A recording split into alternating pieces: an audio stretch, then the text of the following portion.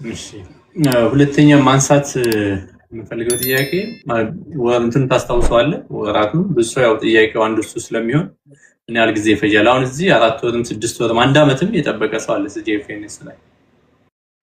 ሲጂኤፍኤንኤስ ላይ አሁን ከረንትሊ ትሩ ሜሪት ያው ብዙ ጓደኞች አሉኝ ከኔ በኋላ ፕሮሰስ እያደረጉ እንደዚሁ መረጃ የምንለዋወጥ እና አሁን ከረንትሊ በ3 ወር ያለቀለት ሰው አውቃለሁ። በእኔ ጊዜ 1 ዓመት ነበር የፈጀብኝ። ይለያል ሰው ከሰው። እንደ ትምህርት ቤቱ ኮኦፐሬቲቭነት መረጃ ቶሎ ከትምህርት ቤት የሚመለስ ከሆነ በእኔ ጊዜ ኤክስፒዲት የሚደረግበት ፕሮሰስ ነበረው። አይ ቲንክ መረጃ ከተላከ በኋላ በ2 ሳምንት እንዲያልቅ አይ ቲንክ $300-400 ነበር በጊዜው ራሱ አቫንትን የከፈለው። በ2 ሳምንት እንዲያልቅ ከፍለው ነበር እና ክፍያ ከተከፈለ ኤክስፒዲት ለማድረግ ኦልሞስት በ2 ሳምንት ከመላኪያው ጋር ኦልሞስት በ2 ወር በ3 ወር ሊያልቅ ይችላል በጣም በፍጥነት ከተባለ። አንዳንዴ ግን ይለያያል ከትምህርት ቤት ጋር ባለው ኮሚኒኬሽን ነው የሚወሰነው። ኢሜይል ቶሎ የሚመልስ ዲፓርትመንት ላይ ያሉ ሰዎች ከሆነ ሚኒመም 3 ወር 4 ወር ብንል ማክሲመም እስከ 1 ዓመት ሊፈጅ ይችላል። እዚህ ጋር በጣም ቆንጆ ነገር አንስተሃል። ነካ አድርገህ ያለፍከው የብዙ ሰዎች ጥያቄ አለ። ብዙ ጊዜ ኢትዮጵያ አንደኛ የክፍያ ኢሹ አለ ማለት ያው የዚህ በብር ነው ያለው በሚከፈለው ሲጂኤፍኤንኤስ ላይ ደግሞ በዶላር ነው። ስለዚህ ያቺ ጋፕ ስላለ እነሱ እንደሚከፍሉ መንሽን አድርገሃል። እነሱ እንደሚከፍሉ ቅድም ሜንሽን ሳደርግ የዘለልኩት ፓርት ነበር እና ስለ አቫንት ሄልዝ ኬር ፕሮፌሽናል ኮንትራትም ልከውልኛል ስል ቅድም ሙሉ የትምህርት የክሬዴንሻሊንግ ፕሮሰሱ የኤንክሊክስ ፕሮሰሱ ኤንክሊክስ በዛ ጊዜ እኛ ከአዲስ አበባ ለኢትዮጵያ ቅርብ አማራጭ የነበረው ሙምባይን እና ሳውዝ አፍሪካ ነበረ። ፕሌን ቲኬት ጨምሮ ኤቭሪቲንግ ከኤንክሊክስ ጋር የተገናኘ የሆቴል መቆያ፣ የሹፌር በኋላም በደንብ እንገባበታለን። ሙሉ ወጪው እዚህም ለመምጣት ሁሉንም ወጪ እነሱ ነው የሸፈኑት። ከኔ ድርሻ የነበረብኝ የተወሰነ በኋላ ላይ የምናወራለን። እዚህ ስመጣ መቋቋመ እነሱ አይችሉም፣ በራሴ ነበረ። እሱን እንዳዘጋጅ ነግሮ የነበረ ቀድሞ እሱ የኔ ድርሻ ነበረ። የኔ ድርሻ ሌላ የነበረው አይኤልቲኤስ ኤግዛም ነው፣ በኋላ የምናነሷለን። ግን ሲጂኤፍኤንኤስ ጀምሮ ሁሉንም ነገር እነሱ ነበረው ሲከፍሉ የነበሩት። ኤጀንሲዎች ሲሆኑ የኔ አቫንት ስለ አቫንት ማስታወቂያ እንዳይመስል ሌላም ብዙ ኤጀንሲዎች አሉና ሁሉም ኤጀንሲዎች ሙሉ ለሙሉ አብዛኞቹ ይከፍላሉ፣ ሙሉ ነገር ይሸፍናሉ። በጣም እኔ ግን እንደውም በጣም ሌላው እንትን የገረመኝ ብዙዎቹ ሲጀምሩ ከፕሮፊሸንሲ ነው የሚጀምሩ። ፕሮፊሸንሲ ሳታልፍ ወደ ኢቫሉዌሽን ምናምን አይሄዱም። ብዙ ጊዜ ያው ከአሜሪካ ውጭ ያለ ሰው ቪዛም ላይ በተለያየ እንትን ላይ እንግሊሽ ፕሮፊሸንሲ ስለሚጠይቅ እና ከሱ ያንተ ግን እሱን ሳይጠይቁ ወደ ኢቫሉዌሽን ነው ዳይሬክት የገቡትና ስለ ኤግዛም ውስጥ ነው ብታደርግልን ማለት ምን አይነት ኤግዛም ነው ኤክስፔክት የሚያደርጉት?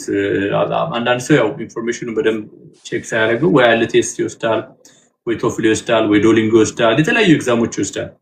አንዳንድ ደግሞ ኤግዛም አያስፈልግም የሚልም ሰው አለ። አንተ ግን የትኛውን ኤግዛም ቢወስዱ ቆንጆ ነው ብለህ ታስባለህ? እና እንዳንተ ኤክስፒሪየንስ ደግሞ ኢትዮጵያ ነው ያሉት፣ ያው በብር ነው ብዙ ሰው መክፈል የሚለው እና የት ቢወስዱት ሪኮመንድ ታደርጋለህ? የትኛውን ኤግዛም ቢወስዱት ሪኮመንድ ታደርጋለህ? አንተ ምን አይነት ነበር እንትን ያሉ የጠየቁ እኔ የተፈተንኩት የነበረው አይኤልቲኤስ አካዳሚክ ነበር።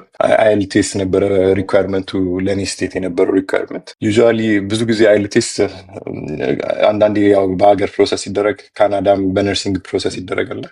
ከካናዳ ውጭ አብዛኛው ሀገሮች አይኤልቲኤስ አካዳሚክ ይቀበላሉ። ካናዳ አይኤልቲኤስ ጀነራል ቴስቱን ነው የሚቀበለው።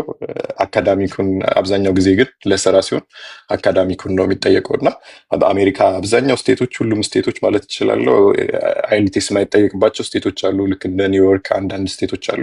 ከነሱ ስቴቶች ውጭ ግን አይኤልቲኤስ አካዳሚክ ለሁሉም ይሰራል እና እኔ አይኤልቲኤስ አካዳሚክ ነበር የወሰድኩት። እንዳልኩት አይኤልቲኤሱን አቫንት ከቨር አላደረገም፣ የኔ ድርሻ ነበረ። በጊዜው የነበረው ወደ 15,000 አካባቢ ነበር።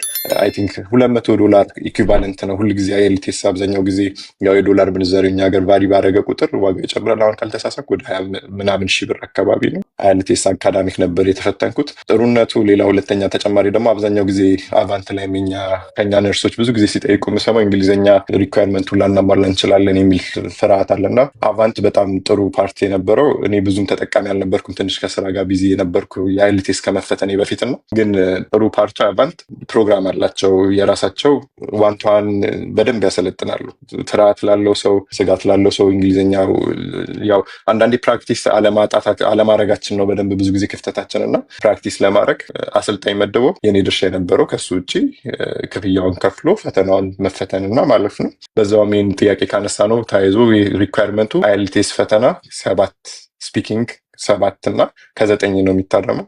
7 ስፒኪንግ ማምጣት፣ ሌሎቹ አቬሬጅ ሪዲንግ፣ ራይቲንግ፣ ሊስኒንግ አለ። አቬሬጅ ከ6 በላይ እነሱ ከመጡ ችግር የለውም። አንዳንድ 5 ከምናምንም ከመጡ ችግር የለውም። አቬሬጁ 6 ከዛ በላይ ስፒኪንግ ግን ከ7 በላይ ነበር ሪኳየርመንቱ እና ደግሞ እንደምንችል ብዙ ሰው አይመሰክራለ። ኢትዮጵያኖች በጣም ብዙ እዚህ መጥተው አክቲቭሊ የሚሰሩ አሉ። እዚህ መጥቼ ካየው በኋላ እኛ እንፈራለን እንጂ እንዳውም ከኛ በጣም አንዳንዴ ለመናገር ብዙ ዋናው መግባቢያ ነው ቋንቋና ከፍርሃት ውጭ ሁሉም ሰው እንደሚችል ምስክር ነኝ። እዚህ መጥተው ሌላም ሀገር ዜጎች እንግሊዝኛ በፍጹም ሳይሰሙ አድገው መጨረሻ ላይ ተምረው የተፈተኑ ነው የመጡ ብዙ ገጥሞኛል። እና በዚህ መልኩ ነበር አይኤልቲኤሱን የተፈተንኩት። በጣም ኢንተረስቲንግ ነው። አንዳንድ ጥያቄዎች ብዙ ሰው የሚያነሳልኝን ጥያቄዎች አነሳና ከታች ደግሞ ሪኩዌስት የላካችሁትን እያስገቧችሁ ዳይሬክትሊ የምትጠይቁትን ጥያቄዎች ለሱ ዳይሬክት ልጠይቁታላችሁ ማለት ነው። እንግዲህ ያው ብዙ ጊዜ ስለ ነርሲንግ እዚህ ሀገር መጥተው ኢትዮጵያም ሁሌ የሚነሳው ነገር አንደኛው የፕሮፊሸንሲ ነው፣ ሁለተኛው ኢቫሉዌሽን ነው። ኢቫሉዌሽኑ የፕሮፊሸንሲ አይኤልቲኤስ ኢትዮጵያ መፈተን ይችላሉ። የብሪቲሽ ኤምባሲ 3 ሜንሽን አድርገዋል። ስለ ክፍያውም በብርም መክፈል ይችላሉ።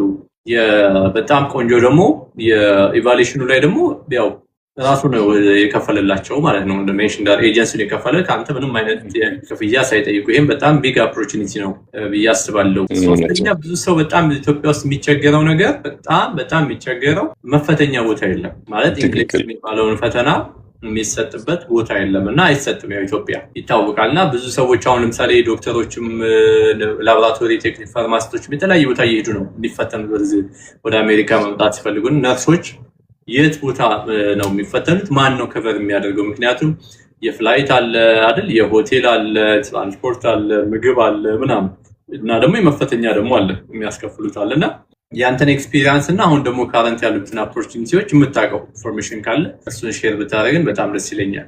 እሺ፣ ጥሩ ጥያቄ። እንዴት ነበር የሆነው? የሲጂኤፍኤንኤስ ፕሮሰሱ ካለቀ በኋላ ልክ እንዳለቀ ከ1 ወር በኋላ ወይም ከ2 ወር በኋላ አካባቢ ምርጫ ሰጡኝ። ከረንትሊ የሚያስፈትኑት የነበረው እኔ በተፈተንኩ ጊዜ ሙምባይ ነበረ ቅርብ የነበረው እና ሳውዝ አፍሪካ ከሁለት አንዱ ነበረ ምርጫ የነበረው።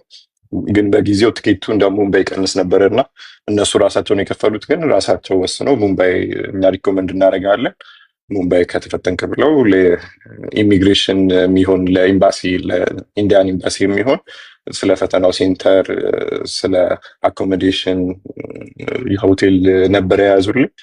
ፕሌን ቲኬት እነሱን የከፈሉት፣ ቲኬቱን፣ ትራቨል አይተርነሪዎችን አንድ ላይ። ያው ደስ የሚለው በጣም የኤጀንሲው ትልቁ አድቫንቴጅ እሱ ነው። ብዙ ነገር ሰፖርት ያደርጋሉ ኤቭሪ ስቴፕ ባይ ስቴፕ። እነሱ ናቸው ሁሉንም ሰፖርት የሚያደርጉት። የኔ ድርሻ የነበረው ኤምባሲ ክፍያ፣ ኤምባሲ ለመግባት የነበረው ክፍያ ነው። እሱ የህንድ ኤምባሲ ነበርን የገባሁት። በጊዜው የህንድ ኤምባሲ ዶኩመንቶቹን ነበር የሚጠይቁት፣ አይተምነሪ አይተሞቹን፣ ትራቭል ሪዘርቭ የተደረገበትን፣ የሆቴሉን፣ የኔትፍሊክሱን እነሱን አሳየዋቸው። ከዛ በኋላ ቪዛ አገኘው። ትንሽ ጠበቅ ያለ የነበረው የህንድ ኤምባሲ ቪዛ የሚሰጠው ከትራቨሉ 2 ሳምንት ሲቀረው ብቻ ነበር ቪዛ የሚሰጠው። ከ2 ሳምንት በፊት አይሰጥም ከፈተናው ቀን እና ትንሽ እሱ እዚህ ደግሞ ብዙ ጊዜ ለመጠንቀቅ ብለው ቀድመው ቪዛ ማግኘት ይፈልጉ ነበር። ግን በንግግር አቫንቶችም እሺ ብለው ከዛ ቪዛ አገኘው። ከቪዛ በኋላ ግን እነሱ ናቸው ፕሌን ቲኬቱንም ከኢትዮጵያ ደርሶ መልስ ወደ ሙምባይ የቆረጡልኝ እነሱ ናቸው። የሆቴል አኮሞዴሽን፣ ከዛ የትራንስፖርት ቡክ አድርገው ነበር የጠበቁኝ። ትራንስፖርት እዛ ከኤርፖርት እስከ ሆቴል እነሱ ናቸው። ሆቴሉ አጋጣሚ ወኬብል ዲስታንስ ነበር፣ ከፒርሰን ቪው ነበር የሚባለው የመፈተኛ ተቋሙ። ከፒርሰን ቪው ኦልሞስት 15 ደቂቃ 10 ደቂቃ ወክ ነበረ። ሆቴል ደርሶ መልስ እነሱ አስተካክለው ነበረ። ደግሞ በጣም ጥሩ ፓርቲ የነበረው ሐሙስ ነበር ፈተናዬ። ኦልሞስት 4 ቀን በፊት ነበር የቆረጡልኝ እና በደንብ መዘጋጃም ጊዜ ይሰጣሉ። ከፈተናው በፊት ተረጋግተን እንድንፈተን ይፈልጋሉ። በሱ መልኩ ከዛ በኋላ ሙምባይ ፈተናው ሴንተር እዛው ሄጄ ከተፈተንኩ በኋላ ያን ቀን ከተፈተንኩ በኋላ ያንችኑ ቀን መመለሻ ነበረ። በሱ መልኩ ነበረ ኤቭሪቲንግ የሸፈኑት እነሱ ነበሩ። ሁሉም ነገር አንድ ላይ ያደረጉት ደግሞ ጥሩ ነው። ሰፖርት ሲስተማቸው ይደውላሉ፣ ይጠይቃሉ፣ ኤቭሪቲንግ ይከታተላሉ። መሀል ላይ ክፍተት ቢፈጠርም አንዳንዴ ትራቭል ፍላይት ካንስልም ቢደረግ አጋጣሚ አይገጥም። ያው ፕሮሰስ ላይ ያሉ ሰዎች ካሉ አንዳንዴ ካንስል ቢደረግ አርፍደን በእኛም ጥፋት የሆነ ነገር ቢፈጠር ኤቭሪ ታይም ሰፖርት ሲስተም አላቸው ለማስተካከል። የፐርሰን ቪውም የኤግዛሙ እነሱ ናቸው አፖይንትመንት የያዙልህ ምናምን ኤቭሪቲንግ እነሱ ነው እንትን ያሉልህ ሁሉንም ነገር እነሱ ናቸው። ኤቭሪቲንግ ሁሉንም ነገር እነሱ ናቸው የያዙልኝ። ከኔ የነበረ የለም። ህንድ ደርሼ ስመጣ ሁሉንም ነገር ሆቴሉ ብሬክፋስት አኮሞዴሽን አንድ ላይ ብሬክፋስት ኢንክሉድድ ነበር። ላንች እና ዲነር የኔ ሪስፖንሲቢሊቲ ነበር በእኔ ኤጀንሲ። አንዳንድ ኤጀንሲዎች ደግሞ የኪስን ፖኬት መኒ ብለው ይሰጣሉ ለምግብ እና እነሱ ነበሩ ሁሉንም የያዙት ነገር። ስለዚህ አንተ ምሳህን ምናምን ምሳዬን ነበር ከበር ያደረኩት። ያቺ የፌስቡክ አጋጣሚ በቃ ለዚህ ደርሳለ እንደዚህ አስበው ነበር። ምን አይነት ስሜት ተሰማህ? በዚሁ እንደው እንትኑ ለሌሎችም በእኔ ጊዜ ብዙ ሰው ስላልነበረ እንደዚህ ሄደ እና ምሳሌ የምሰጠውም ሰው ስላልነበር ቤተሰብ በተለይ አላመነም ነበር። የተወሰነ ያመነ ቢኖርም ግን አንዳንዴ ጥያቄ ፈጥሮባቸው ነበር። የህንድ ትኬቱ ሲቆረጥ ነው ሁሉም ሰው ነገር እውነት ነው እንዲህ ማለት የጀመሩት። ትንሽ ሰርፕራይዝ አድርጎኝ ነበር። ከጠበቅኩት በላይ ነበረ። ከታችም ጥያቄ ዲዲዮ ስም የሚል ጥያቄ አይቻለሁ እና ያው ኤቭሪቲንግ እንደዚህ በነፃ ከፍለው ስፖንሰር አድርገው የሚወስዱት ክፍያው እዚህ ከመጣ በኋላ ያኔ እያነበብኩ ነበር እና አይቼው ነበረ። ክፍያውን እዚህ ከመጣው በኋላ ከቀጣሪው ክፍያ መልሶ የሚያገኙበት ሲስተም ስለነበራቸው ነው። እነሱም በነፃ ኤቭሪቲንግ ሲያደርጉ ቢዝነስ ነው ለነሱ። እዚህ ካመጡ በኋላ ግን ከቀጣሪው ጋር ዲል አላቸው እና እሱን ስላነበብኩ ለእኔ ግን ከመጠን በላይ ነው። ኤክስፔክት አላደረኩም ነበር እንደዚህ። መቼም አሜሪካ ትልቅ ሀገር ነው፣ በነርሲንግ ደግሞ እዚህ መምጣት የተሻለ ነው እና ይህንን እያሰብኩም ስለነበር በጣም ገርሞኝ ነበረ። ሰርፕራይዝ እያደረጉኝ ነበር። ኤቭሪ ስቴፖች ሰርፕራይዝ እያደረጉኝ ነበር። እውነት ነው ዳክሽን የሚገርም አጋጣሚ ነው። አንተም ትንሽ ውሃ ምናምን ጠጣ። እኔ ጋ ብትሆን እንግዲህ የተወሰነ አሁን እሱ እንግዲህ ከኢትዮጵያ ነው ዳይሬክትሊ ወደዚህ ወደ አሜሪካ በነርሲንግ የመጣው ማለት ነው እንጂ አሁን ካናዳ ሆናችሁ ኮንታክት ሳርጉኝ የነበራችሁ አላችሁ፣ አውሮፓ፣ ስዊድን፣ ኖርዌይ ላይ የተለያየ ጣሊያንም ዱባይም ያላችሁ የተለያየ ሰዎች ኢትዮጵያን በጣም ብዙ ሰው ኮንታክት አድርጋችሁኛል እና እንደዚህ አይነት እድል ሲገኝ ደግሞ ለሌሎች እንደዚህ ሼር ብታደርጉላቸው ኢትዮጵያም ያሉ ይሄን ኦፖርቹኒቲ ያጡ ስለሚኖሩ በተቻለ መጠን እያንዳንዱን ስቴፕ ከሱም ሼር እያደረገን ስለሆነ ኢንክሌክስ ኤግዛሙን እንግዲህ ተመለስክ። ያው ኢንክሌክስ ኤግዛሙን ማለፍን በምን ያህል ጊዜ አወቅ? እንዴት ነበረ? የሰማ ጊዜ ነበረው ኤክሳይትመንት? እውነት ነው። እኔ ኔክሌክስ ሲፈተን ያው ነርስ አሜሪካ ያሉ ነርሶች በተለይ በዛ ጊዜ ሲፈተኑ የነበሩ ኔክሌክሱ ልክ ሲጄፊኤንኤስ ትንሽ ወረፋይን አዘግይቶብኝ ስለነበረ በፊት የነበረው ኔክሌክስ ስታይል ተቀይሮ ነበር። ኒው ጀነሬሽን ኔክሌክስ ልክ የተዘጋጀውት ያዘጋጁኝም በበፊቱ ነበረ፣ በስታንዳርድ ሎን በሚባል ኔክሌክስ አይነት ነበረ። ከዛ በኋላ ልክ እኔ የምፈተን ወር ላይ ኤምባሲው ልክ ስገባ ልክ ያን ወር ተቀየረ ወደ ኒው ጀነሬሽን እና ትንሽ ከተዘጋጀውበት ትንሽ የመለወጥ እድል ስለሚኖሩ ትንሽ ፈርቼ ነበረ እኔ ስፈተን እና ትንሽ አጠያየቁም ተለውጦ ነበር ጥያቄዎቹ ግን ዊድን ነው ሁላችንም አላወቅንም። ግን ለካስ እንዳውም የተሻለ ሆኖ ነበር የተለወጠው። ግን ያው አዲስ ስለነበረ ትንሽ ፈርተን ነበረ። ሌላም ሀገር ዜጎች እዛ ከአቫንት ገጥሞኝ ነበረ። ከዛ ስፈተን ትንሽ ከብዶኝ ነበረ። አንጻራዊ ከምንጠብቀው የኛ አይነት ስታይል ጥያቄዎች አልነበረም። ጥያቄዎቹ አንዳንዶቹ ሴሌክት ኦል ዛት አፕላይ የሚባል አይነት ምርጫ አላቸው። መልስ የሆነው ሁሉ ምረጥ፣ መልስ ሊሚት የለውም። 5 ምርጫ ኖሮ 5ቱም መልስ ሊሆን ይችላል፣ 2ቱም እና ትንሽ እሱ ፓርት እንትን ብሎ የነበረ ስወጣ ሁለት ሀሳብ እየሆንክ ነበር። ይህን ሁሉ ፕሮሰስ ይሳካል አይሳካም፣ ያው እንደ አዲስ ጀማሪ ስለሆነ እሱን እያሰብኩ ነበረ። የኔክሌክስ ውጤቱን ያወቅኩት የሚገርመው ነገር የተፈተንኩ ቀን የተላከልኝ ውጤቱ ልክ ጠዋት ተፈተንኩኝ። ከጠዋቱ 8 ወይም በኢትዮጵያ አቆጣጠር ከ2 ሰዓት እስከ 4 ሰዓት ተፈተንኩኝ። ከዛ በኋላ ከሰዓት ወደ ሊመሽ አካባቢ ወደ 11 ተኩል 12 ሰዓት ላይ ወይም 6 ላይ ነበር የላኩልኝ እና ያንኑ ቀን ነበር ማታ መመለሰው። እዛው ላይሰንሴን ቀጥታ ሞንታና ነበር የኔ ቦርድ ኦፍ ነርሲንግ እና ሞንታና ትንሽ ፈጣን ናቸው መሰለኝ።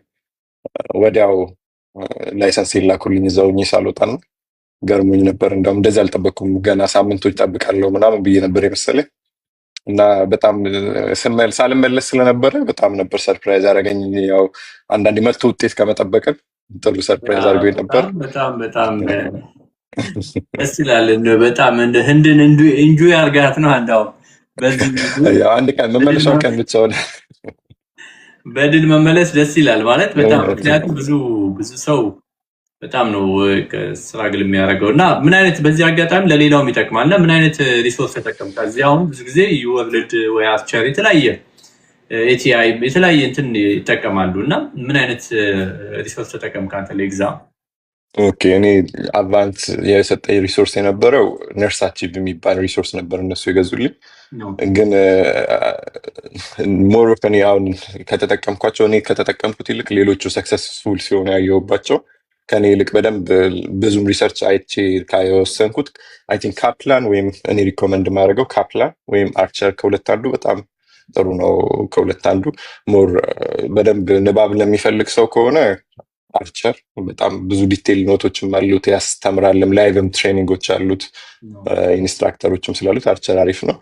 ካፕላን ደግሞ ሞር የኔክሊክሱን አይነት ፈተና ይዘት ያለው ካፕላን ላይ ሞር ኦፍ ጥያቄዎቹ ከኔክሊክስ ጋር በጣም ይመሳሰላሉ። ያው ግን ፕሪፈረንስ ነው፣ ሰው ሁሉም ለራሱ ፕሪፈር የሚያደርገው ይኖራል የተሻለ። እኔ የተጠቀምኩት ነርሳቺቭ ነበረ።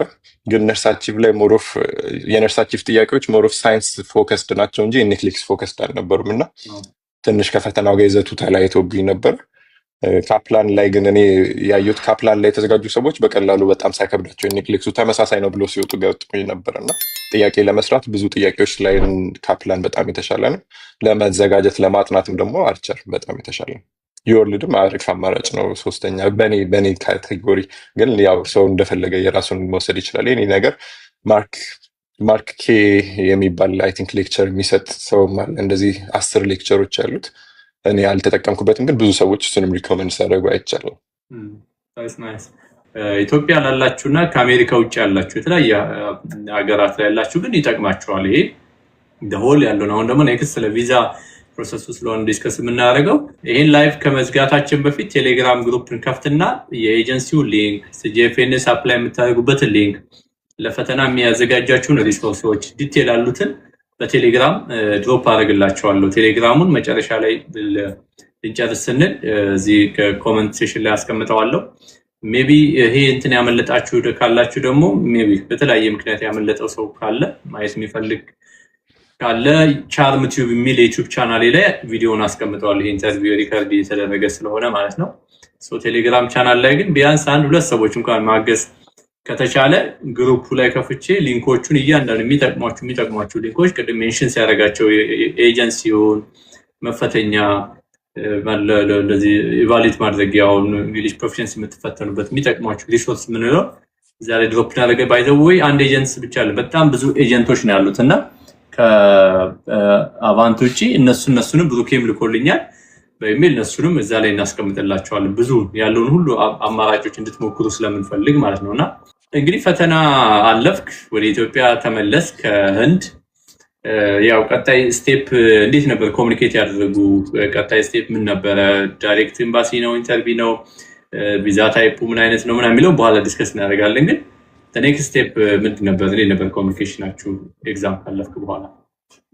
ቀጣይ ስቴፕ የነበረው ኤግዛም እንዳለፍኩ ላኩላቸው። ዊኬንድ ነበር አጋጣሚ። ከዛ በኋላ እና ትንሽ ዊኬንድ ቆይቶ ሰኞ ዕለት ወደ ቀጣይ ስቴፕ እንደምሄድ እና ቀጣዩ ስቴፕ የነበረው የነገሩኝ አይኤልቲኤስ ነበር። ቅድም ጥያቄ ላይ እንዳግሽ አስታነሳው ነበር። አይኤልቲኤስ ብዙ ጊዜ ቀድሞ ይጠይቃሉ አንዳንድ ኤጀንሲዎች፣ አንዳንድ ሀገሮች። የኔ ሀገር ቅድም ስናወራ ያለፍነው ፓርት ነበር እና ሲጂኤፍኤንኤስ ዶክመንቱን ክሬዴንሻሊንግ ሲሰራ የላይሰንስን ቢሮ ከትምህርቱን ቢሮ ዶክመንቱ ክሬዴንሻሊንግ ሲሰራ ኔክሊክስ ለመፈተን መጀመሪያ ቦርድ ያስፈልጋል።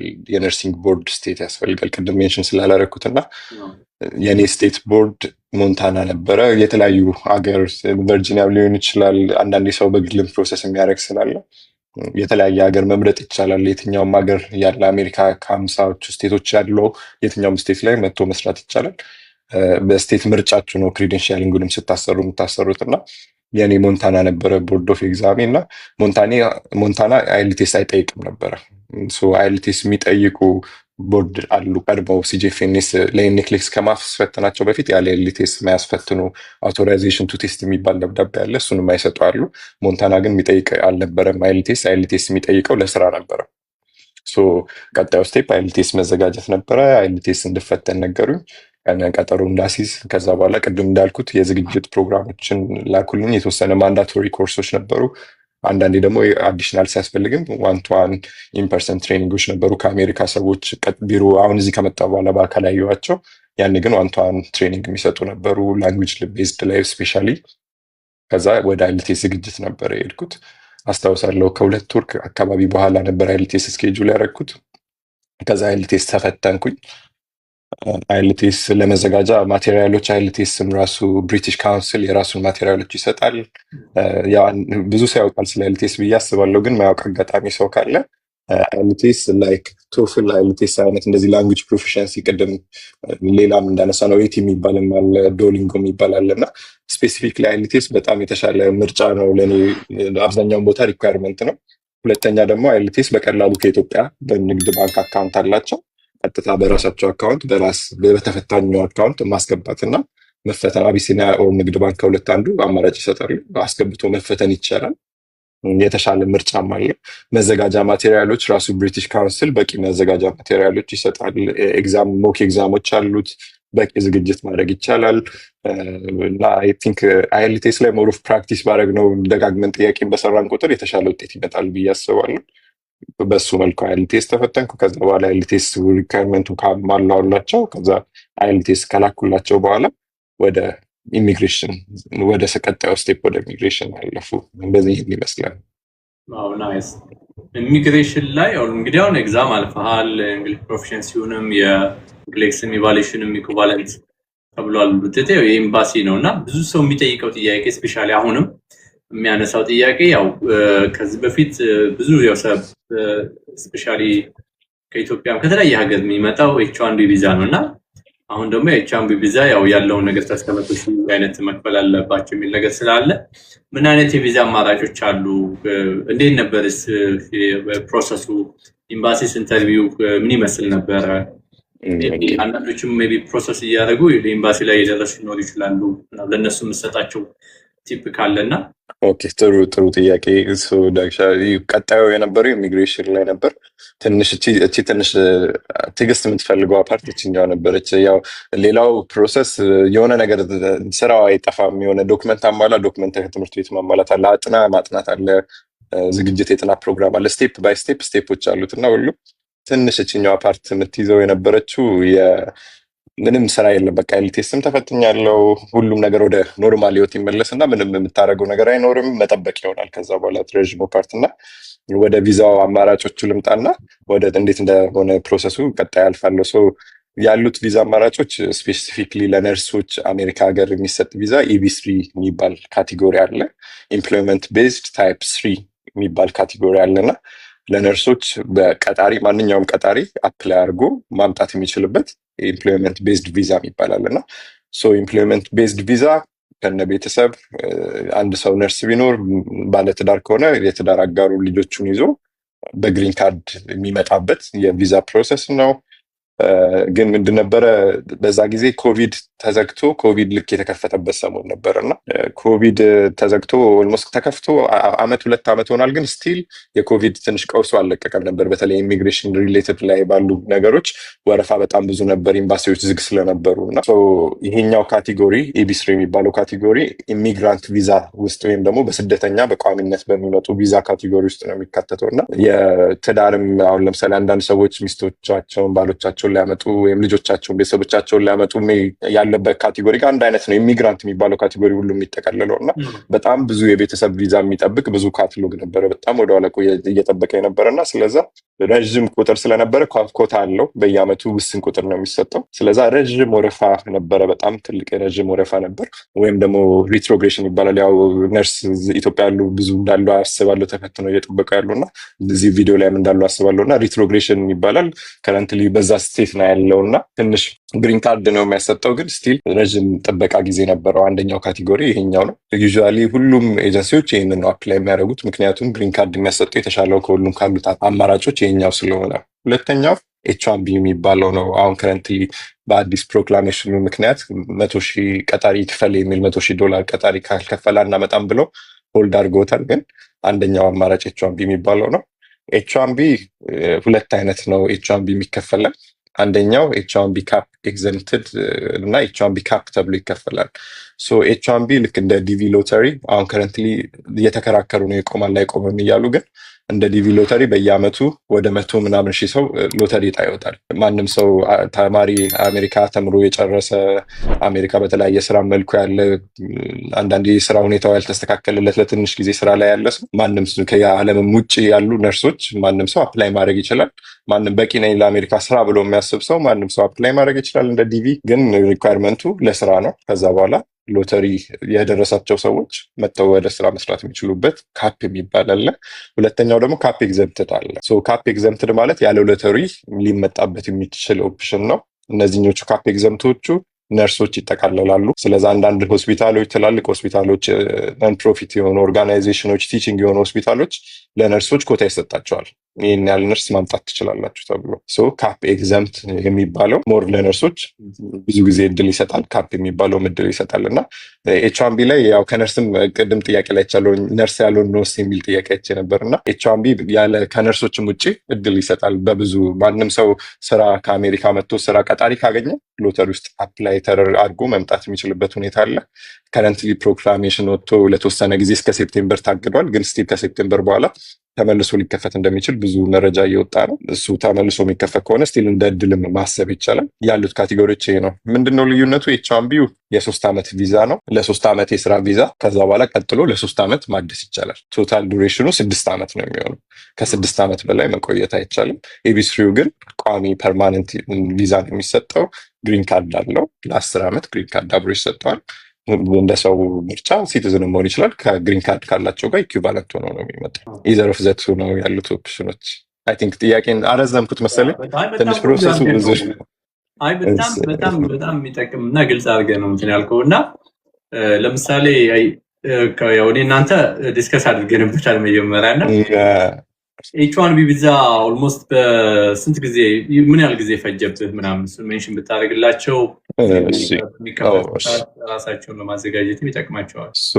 እኔ ኢቢ3 ነው አፕላይ ያደረግኩት። ኤች1ቢ አልነበረም ያደረጉልኝ ቀጣሪዎችም አፕላይ ያደረጉልኝ። እኔም ደግሞ አሜሪካ መጥቼ ለመስራት ስለሆነ ፍላጎቴ ለመስራትም ቢሆን ፍላጎቴ ግን ጎን ለጎን ወረቀትም በግሪን ካርድ ቢሆን ምርጫዬ እሱ ነበረ። ስለዛ ምርጫዬ እሱ ስለነበረ አፕላይ ያደረጉት በኢቢ3 ስለሆነ ኦልሞስት 3 ዓመት ፈጀብኝ በኤቢ3 ለመምጣት። ግን ቫሪ ያደርጋል። አንዳንዴ አሁን እዚህ የዛሬ 7 ዓመት 6 ዓመት የመጡ በወራት በ6 ወር በ7 ወር የመጡ ገጥሞኛል። አሁን እዚህ ስራ ላይ ሆነን እና ለሁል ጊዜ ሲዝኑ ሲላይ የኢሚግሬሽን ስታተሱ ብዙ ጊዜ ይለያያል። አንድ አይነት አይደለም የሚሆነው እና አንዳንዴ በጣም ታይት የሚሆንበት ጊዜ አለ። አንዳንዴ ዩኤስሲአይኤስ የአሜሪካ ኢሚግሬሽን ቢሮ አንዳንዴ ደግሞ በፍጥነት የሚሰሩበት ጊዜ አለና 3 ዓመት ብላችሁ ሊሚት አታርጉት። ግን አንዳንዴ ተፈትኖ አንድ ሰው ከተፈተነ የኔትፍሊክስ ተፈተንኩ ካለ አይምሮ ውስጥ 3 ዓመት ኢትዮጵያ ብቆይ ብሎ ቢያስብ እያስባሉ። አንዳንዴ የተለያየ ድንገት ተስፋ መቁረጡ እንዳይመጣ በረዥሙ ማሰቡ ይሻላል ብዬ አስባለሁ። ኤች1ቢ ግን በ3 ወር ውስጥ ነው የሚያልቀው። የ3 ወር ፕሮሰስ ነው። ካፕ ኤግዘምት የሚባለው ቅድም ሎተሪው ካፕ የሚባለው ሎተሪው ለብቻው በየአመቱ ኦክቶበር ላይ ፋይል ይደረገ አይደለም፣ ይቅርታ ማርች ላይ ፋይል ይደረግና ወደ መካከል አካባቢ ነው የሚወጣው እና እሱ በየአመቱ አንድ እንደ ዲቪ የሚወጣ ነው ካፑ ሎተሪው። ካፕ ኤግዘምቱ ግን ማንም ሰው ማንም ቀጣሪ ሪኳየርመንቱን የሚያሟላ ቀጣሪ ከሆነ አፕላይ ባደረገበት በ3 ወር ውስጥ ማለቅ ይቻላል። ወደ ኤምባሲው ስንመጣ አይ ቲንክ ኤምባሲ ነው ቀጥሎ ያለው ጥያቄና ኤምባሲ በኤች1ቢ ከሆነ የኛ ሀገር ትንሽ ወረፋ አለው። የኛ ሀገርም ሌላም ሀገሮች ዙሪያ ላይ ያሉ የአሜሪካ ኤምባሲ ትንሽ ቁጥር ወረፋ አላቸው። አሁን ከረንትሊ ግን ኢሚግሬሽን ለጉዳይ እንደዚህ አንዳንድ ሰው እየነገሩኝ አሁን ወረፋ ብዙ እንደዛ እንደ ድሮ እንዳልሆነ ሰምቻለሁ እና ኢሚግሬሽን ቀጠሮ የኤምባሲ ኢንተርቪው ቀጠሮ ለማስያዝ ያው በወረፋው ባለው ስታተስ ይወሰናል። እኔ ቀጠሮ ለማስያዝ 2 ወር አካባቢ ነበር የፈጀብኝ። ከዛ ስለ ኢንተርቪው ስንመጣ ኢንተርቪው ላይ ዶክመንቶች ከዚህ የሚያስፈልጉ ሁሉ ዶክመንቶች ከዚህ ከአሜሪካ በዲኤችኤል ልኮልኝ ነበረ። ቀጣሪዎቹ ሁሉንም ሌጋል ዶክመንቶች ሁሉንም ልኮልኝ ነበር። የሚያስፈልገውን ዶክመንቶች ይዤ ነበር የገባሁት ኤምባሲ ስገባ እየተጠየቅኩት ለምንድን ነው የመጣው፣ ለምንድን ቪዛ ነው አፕላይ ያደረግከው ለኤች1ቢ የሚለውን ስነግረው በኤች1ቢ ነበር የመጣሁት። ዶክመንቶቹን የተላኩልኝም ዶክመንቶች አየ። ከዛ በኋላ ኤቢስሪ ፕሮሰስ ላይ እንደሆንኩ አየ። ኦኬ በቃ ብዙም ጥያቄ አልጠየቀኝም። ስለ ዶክመንቶቹ ነበር ሳይ የነበረው፣ እንዴት አገኛቸው አይነት ጥያቄዎች፣ አቫንትን በምን አገኛቸው። ከዛ ውጭ ቤተሰብ ጋር የተገናኙ ጥያቄዎች ነው እንጂ ጠየቀኝ። ከሱ ውጭ ብዙም ጥያቄ አልጠየቀኝም እና ምንም በስራ ሲሆን ብዙ ጊዜ እድሉ የተመቻቸ ነው። በተለይ ኢሚግሬሽን ከዚህ ስለሆነ የሚሰራው እነሱ ብዙ ጊዜ ጣልቃ አይገቡም በእንደዚህ አይነት ጉዳይ። አንድ ብቻ እስካሁን ካየሁት በአቫንት ሂስትሪ እየጠየቁ ነበር። አንድ ሰው ብቻ ተከልክሎ ያውቃል ቪዛ ከሌላ ሀገር አይ ቲንክ ካልተሳሳትኩ ከዱባይ ተከልክሎ ያውቃል። እና እሱም የተከለከለው በሆነ ከአቫንት ጋር የተገናኘ ኦዲት ሪፖርት የአንድ ዓመት ያላቀረቡት አለ በሚል እሱን ሲያቀርብ መልሰው ሰጡት። እና ብዙ ጊዜ በዚህ ቪዛ ካቴጎሪ አይከለከልም። በኢቢቱ በኤች1 ቪዛ ላይ በ2 ወር ነው በ3 ወር ውስጥ ነው? በምን ያህል ጊዜ ነው የሚያልቀው? 3 ወር አካባቢ ነው የሚያልቅ። አንዳንዴ ያው ኤምባሲ ቀጠሮን ሳይጨምር የኤምባሲ ቀጠሮ ቶሎ የሚገኝ ከሆነ ከኤምባሲው ቀጠሮ ጋር ጭምር 4 ወር 5 ወር ይፈጃል። ያኛው ግን 3 ዓመት ይፈጃል። 3 ዓመት ብለው ያስቡ ነው። ከ6 ወር ያስቡ ለአንዳንዴ ሊያጥርም ይችላል፣ አንዳንዴ ትንሽ ሊከፍም ሊል ይችላል። ግን አንዳንዴ በረዥሙ ማሰቡ ይሻላል ብዬ ነው። አንዳንዴ ትንሽ አሁን የተፈተኑ ጓደኞች ብዙ ጊዜ ትንሽ ሲያንገዳግዳቸው፣ እኔም ያው ቦታው ላይ ስለነበርኩ ምንም ስታክ ያስደርጋል። አንዳንድ ነገሮች ለማድረግ ውሳኔ ለመወሰን ወይም እዚህ መምጣታቸው አልታወቀ ወይም እዛው ምን ያህል እንደሚቆዩ አልታወቀ ትንሽ ሊይዝ ስለሚችል አይምሮ ግን 2 ዓመት 3 ዓመት አድርገው ቢያስቡ አንድ ልለው የምፈልገው ይደርሳል። የማይደርስ ነገር የለም። ያው ጊዜ ቢፈልግም በጊዜው ይደርሳል። ትንሽ አይነው ይከብዳል። አንዳንዴ ቅድም ከዳጊሻ ጋር እያወራ ነበርና አንዳንዴ በተለያየ ፕሮሰሶች ከዛም በላይ ዓመት አንዳንዴ ይጠበቃልና በተለይ በስራ ሲሆን በብዙ ነገር የተሻለ ስለሆነ ያችን መጠበቋ ከፋም። ያው አንዳንዴ ኮንትራት ተልኮላቸው ከተለያየ ኤጀንሲዎች ይልኩልኛል። አንዳንድ እንደዚህ ኢትዮጵያ እዚህ እንደመጣው የሚያውቁ ማውቃቸውም አላውቃቸውም እና አንዳንዴ ተስፋ ይቆርጣሉ። ነው ይህን ሁሉ ዓመት አልጠብቅም አልፈልግም ምናምን ብለውና ያው ዓመቱ ይሄዳል እንደዚሁ ሄዶ አይቀርምና በጣም የሚገርም በጣም ቆንጆ የተሟላ ኢንፎርሜሽን የሰጠህን እና ታች ያው ብዙ ሰው የመግባት ስለፈለገ መጠየቅ ስለፈለገ አንድ ቦታ አለኝ በጣም እንግዲህ አጠር እያደረጋችሁ ወደ ገደለው ነው የሚባለው፣ ወደ ጥያቄው ብቻ ማለት እየገባችሁ ምክንያቱም ሌላም ሰው መጠየቅ ስላለበት እሱም እኔም ደግሞ ስራ እስከምንገባ ጠዋትም ቢያንስ ይችን ሳክሪፋይ አድርገን እንቅልፋችንን ኢትዮጵያ ያሉትን ነው እና ከአሜሪካ ውጭ ያሉትን ነው ቤታችን። እዚህ ያላችሁት መታችኋል። ፕሮሰሱ ቀላል ነው። እዚህ ከመጣችሁ በኋላ ኢቫሉዌሽን ከዛ ፕሮባቢሊቲ መፈተን ብዙም እንትን የለም። እዚህ ኢትዮጵያ ሲሆን ግን ሁለት የነገራችሁ እንትን ስላለ አሁን ምናልባት ኤች1 ቪዛ ከተፈቀደ በ2 በ3 ወር ውስጥ እንዳልከው እንትን ይላል። በ2 በ3 ወር ውስጥ ያው 2 የ3 ወር ስንል ግን ኤንኤፍሊክስ ተፈትኖ ላይሰንሱ እጁ ላይ ያለ ሰው አይኤልቲኤስ ያሟላ ሰው ሁሉንም ሪኳየርመንቶቹን የጨረሰ ሰው